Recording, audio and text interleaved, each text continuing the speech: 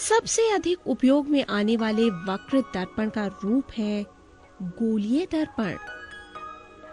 ऐसा दर्पण जिनकी परावर्तक सतह गोलीय हो, गोलीय दर्पण कहलाता है।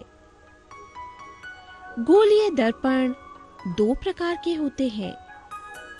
एक वो जिसका परावर्तक पृष्ठ अंदर की तरफ होता है, अर्थात गोले के केंद्र की ओर वक्रित होता है, उसे अवतल दर्पण यानी कॉनकेव मिरर कहते हैं। दूसरा वो जिसका परावर्तक पृष्ठ बाहर की ओर वक्रित होता है, ये उत्तल दर्पण यानी कॉन्वेक्स मिरर कहलाता है। तो आप कह सकते हैं कि चमकदार चम्मच का अंदर की ओर वक्रित पृष्ठ लगभग अवतल दर्पण जैसा है और चम्मच का बाहर की ओर का उभरा पृष्ठ लगभग उत्तल दर्पण जैसा है। गोलीय दर्पण का परावर्तक पृष्ठ एक गोले का भाग है। इस गोले का केंद्र इस दर्पण का वक्रता केंद्र यानी सेंटर ऑफ कर्वेचर कहलाता है। इसे C द्वारा दर्शाते हैं। ध्यान रहे, वक्रता केंद्र दर्पण का भाग नहीं होता, वो दर्पण पृष्ठ के बाहर स्थित होता है। गोलीय दर्पण के परावर्तक सतह के केंद्र को ध्रुव यानी पोल कहते हैं। ये दर्पण के पृष्ठ पर स्थित होता है और इसे प्रायः P अक्षर से दर्शाते हैं। अवतल दर्पण का वक्रता केंद्र परावर्तक पृष्ठ के सामने स्थित होता है। उत्तल दर्पण का वक्रता केंद्र परावर्तक पृष्ठ के पीछे स्थित होता है। वक्रता केंद्र और पोल के मध्य की दूरी वक्रता त्रिज्या कहलाती है, जिसे हम R द्वारा दर्शाते हैं। वक्रता केंद्र और पोल को एक सीधी रेखा से मिलाने की कल्पना कीजिए।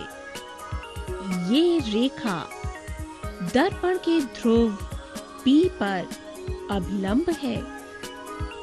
इस रेखा को दर्पण का मुख्य अक्ष यानी प्रिंसिपल एक्सिस कहते हैं।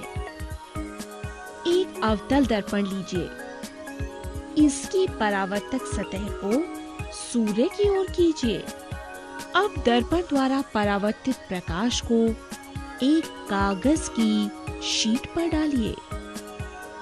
कागज की शीट को आगे पीछे करके इस प्रकार व्यवस्थित कीजिए कि कागज की शीट पर प्रकाश का एक चमकदार तीक्ष्ण बिंदु प्राप्त हो। कुछ और देर दर्पण और कागज को उसी स्थिति में रखें। अरे अरे, कागज तो सुलगने लगा, यहाँ तो धुआं उठ रहा है। हैरान हो रहे हो, ऐसा क्यों हो रहा है? वास्तव में कागज की शीट पर प्रकाश का ये बिंदु सूर्य का प्रतिबिंब है। सूर्य से आने वाला प्रकाश दर्पण के द्वारा एक तीक्ष्ण चमकदार बिंदु के रूप में अभिकेंद्रित होता है। इसके साथ सूर्य से आने वाली ऊष्मा भी अभिकेंद्रित हो जाती है।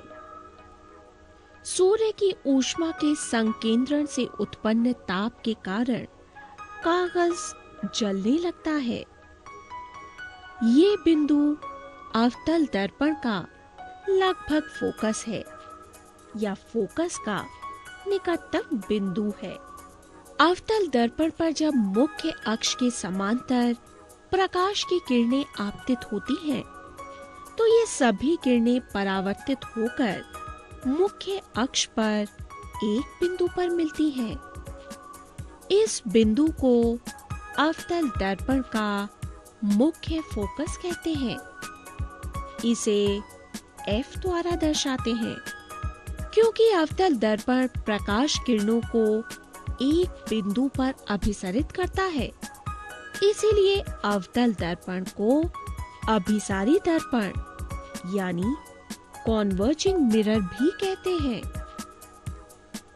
जब हम उत्तल दर्पण यानी कॉन्वेक्स मिरर पर समांतर किरणों का पुंज, जो कि मुख्य अक्ष के भी समांतर है, तो प्रकाश किरणें किसी एक बिंदु पर अभिसरित नहीं होती, यानी परावर्तित होकर एक बिंदु पर नहीं मिलती।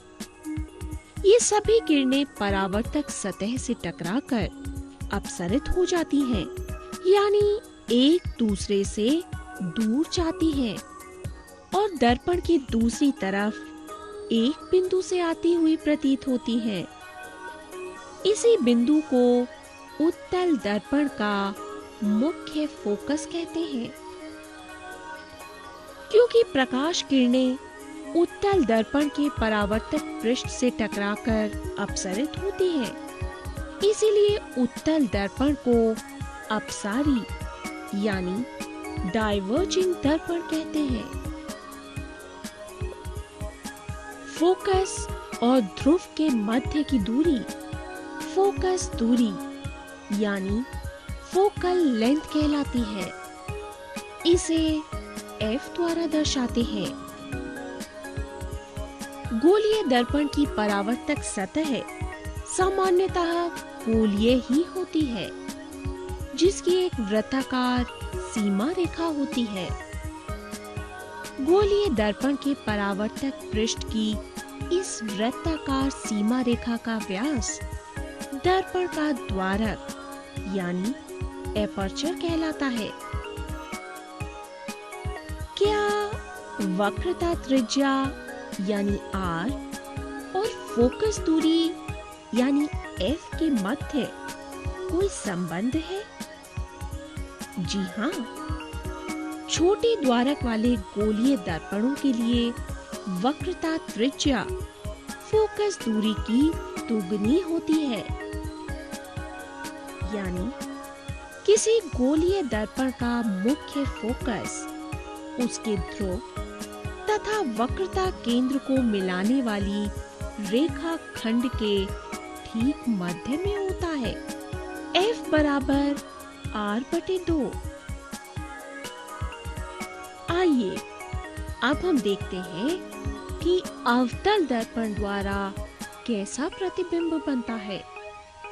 एक अवतल दर्पण लेते हैं, उससे किसी दूर के पेड़ या वस्तु का स्पष्ट प्रतिबिंब एक कागज की शीट पर प्राप्त करते हैं। अरे, ये तो उल्टा और अत्यंत छोटा है, और चूंकि इसे पर्दे पर प्राप्त किया गया है, इसलिए ये वास्तविक भी है। अब इस स्थिति में कागज और अवतल दर्पण के बीच की दूरी ज्ञात करते हैं। ये है 17.5 सेंटीमीटर। तो ये हो गई इस अवतल दर्पण की लगभग फोकस दूरी। अब मेज पर चौक से एक लाइन लगाइए। अवतल दर्पण को एक स्टैंड पर रखिए। स्टैंड को लाइन पर इस प्रकार रखिए कि दर्पण का ध्रुव लाइन पर स्थित हो। चौक से पहली लाइन के समांतर और इसके आगे दो लाइनें इस प्रकार खींचिए कि दो उत्तरोत्तर लाइनों के बीच की दूरी दर्पण की ज्ञात की गई लगभग फोकस दूरी के बराबर हो। तो ये लाइनें अब P, F और C की स्थितियों को दर्शाएंगी। P यानी ध्रुव, F यानी मुख्य फोकस और C यानी वक्रता केंद्र।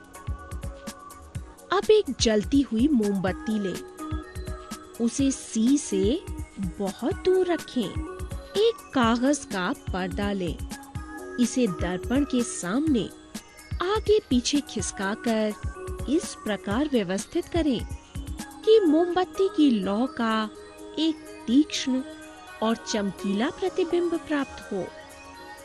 हम पर्दे पर अत्यधिक छोटा, वास्तविक एवं उल्टा प्रतिबिंब देखते हैं। ये प्रतिबिंब लगभग मुख्य फोकस पर बन रहा है। अब मोमबत्ती को C से थोड़ा परे रखें, यानी अनंत और वक्रता केंद्र के बीच, और एक बार फिर पर्दे को आगे पीछे खिसकाकर मोमबत्ती की लौ का तीक्ष्ण प्रतिबिंब प्राप्त करें।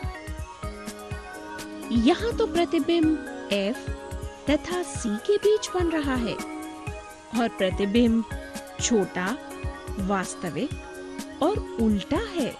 अब मोमबत्ती को C पर रखते हैं और पर्दे को आगे पीछे खिसकाकर मोमबत्ती की लौ का तीक्ष्ण प्रतिबिंब प्राप्त करते हैं।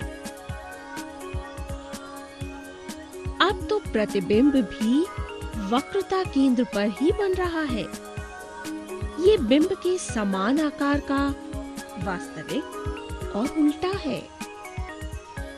अब बिंब यानी वस्तु को वक्रता केंद्र और फोकस के बीच रखिए। अब फिर से पर्दे को आगे पीछे खिसकाकर मोमबत्ती की लौ का तीक्ष्ण प्रतिबिंब प्राप्त कीजिए। यहाँ प्रतिबिंब C से परे बन रहा है। प्रतिबिंब आकार में बड़ा, वास्तविक और उल्टा है। अब बिंब को फोकस दूरी पर रखें और पर्दे को आगे पीछे खिसकाकर मोमबत्ती की लौ का तीक्ष्ण प्रतिबिंब प्राप्त करने की कोशिश करें। इस अवस्था में प्रतिबिंब पर्दे पर नहीं बनता, क्योंकि प्रतिबिंब अनंत पर बनता है। ये आकार में बिंब से बहुत बड़ा होता है, वास्तविक होता है और उल्टा होता है।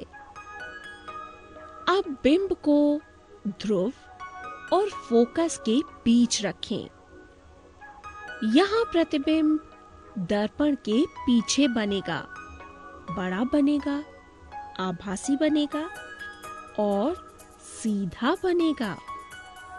इस प्रतिबिंब को पर्दे पर प्राप्त नहीं कर सकते, केवल आंखों से देखा जा सकता है।